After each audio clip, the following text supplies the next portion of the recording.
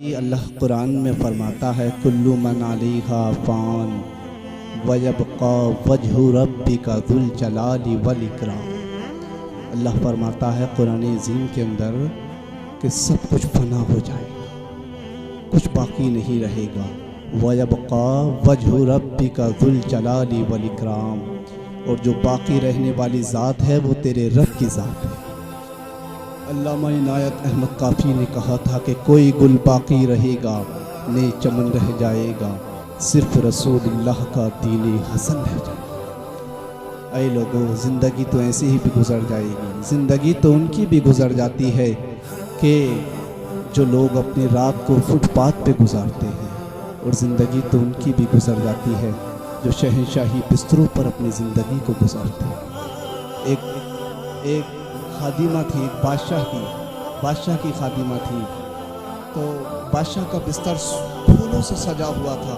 خادمہ نے بستر سجایا پھولوں سے، سجانے کے بعد اب یہ جو نوکرانی تھی، خادمہ تھی ان کی بادشاہ کی، اب اس پھولوں کے بستروں پر لیٹ گئی، اور لوگوں جب پھولوں کے بستروں پر لیٹی نیند آ گئی۔ نیند آنے کے بعد جب بادشاہ سلامت آئے، دیکھا ہمارے بستر پر، شہنشاہی بستر پر ہماری نوکرانی لیٹی ہوئی ہے۔ غصے میں آ گئے، اور غصہ اتنا ہوا، خادموں سے کہا کہ اس کو لٹکا دیا جائے، اس کو باندھ دیا جائے، اور باندھنے کے بعد اس کے اوپر کوڑے برسائے جائیں۔ اللہ اکبر کبیرہ۔ بات سمجھ میں آ رہی ہے بھائیوں؟ سنو کیا ہوتا ہے۔ اس خادمہ کو، اس غلام کو، جو خادمہ تھی بادشاہ کی، اس کو لٹکا دیا گیا اور اس پر کوڑے برسانے لگے۔ اے لوگوں، روایتوں میں آتا ہے اگر ایک کوڑا مارتے تھے تو وہ خادمہ رونے لگتی تھی، اور جب دوسرا کوڑا مارتے تھے تو مسکرانے لگتی تھی۔ سبحان اللہ۔ بادشاہ نے دیکھا، تعجب میں پڑ گیا، یہ کیا معاملہ؟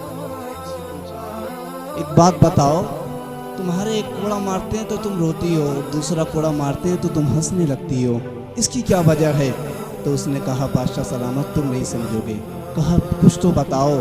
کہا اس کا مطلب یہ ہے جب میرے ایک کوڑا پڑتا ہے تو میں رونے لگتی ہوں، میرے تکلیف ہوتی ہے، اور جب میرے دوسرا کوڑا لگتا ہے تو میں اس لیے ہنسنے لگتی ہوں، میں یہ سوچتی ہوں کہ میں چند لمحوں کے لیے اس شہنشاہی بستر پر لیٹ گئی تو مجھے اتنی تکلیف دی جا رہی ہے، اور جو انسان ساری زندگی سے اس بادشاہی بستر پر لیٹ رہا ہے اسے کتنی تکلیف دی جائے گی۔